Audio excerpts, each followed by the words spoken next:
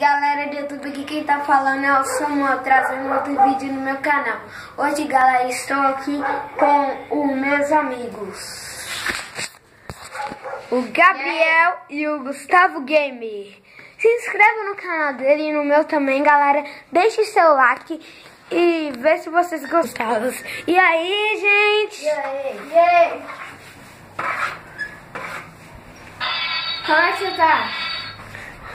Gente, o que a gente faz agora? Não quer saber de nada, sou preguiçoso mesmo, quer escutar a música aqui. Deixa eu viver minha vida. Vamos fazer alguma coisa de interessante. Matar o Homem-Aranha. Não. O Homem-Aranha Preto já fez isso. Comer rosquinha. Não. Você calar a boca, senão eu vou matar você. Ei, sem briga. Que da hora a gente fazer uma aventura. Não, sou preguiçoso. Cala a boca. Ninguém se perguntou nada. Para. Cala a boca. Venha. Que foi? Venha, vamos logo. Sou preguiçoso, vai você. Deixa ele. Vamos. Tá bom, vamos então. Vamos lá.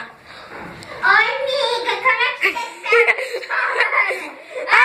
Eu atrapalhei o vídeo. Quem é você? Amiga, como é que você Quem é você? Quem é você?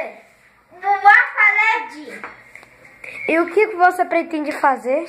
Vocês comeram uma rosquinha, mas é aqui. Então, eu pretendo fazer um plano do mapa da Mina 1. Isso é secreto. E aqui é minha secretaria. Agora. Sai daqui, menino feio.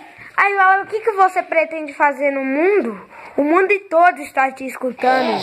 Então, eu guarda a espada. Pegar um monte de água, tipo um monte de tsunami junto. Você está falando o plano. Cala a boca, menina, deixa eu falar. Não. Oi. Tá bom, já tô voltando aí, viu? Vai. Deita assim. Pera aí, amiga, tô conversando aqui. Então, deita-se aqui, por favor. Sentar, eu vou sentar. Vou sentar também.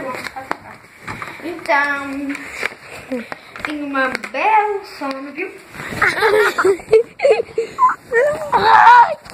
Ele nos prendeu. O que acontece? Quem é você? Quem é vocês? Quem é você? Eu sou o MC Bin Laden. Quem é você? Sou o MC Bin Laden. Você conhece aquele negócio que tava lá? Vamos acabar com ele. Você. Me presta sua espada.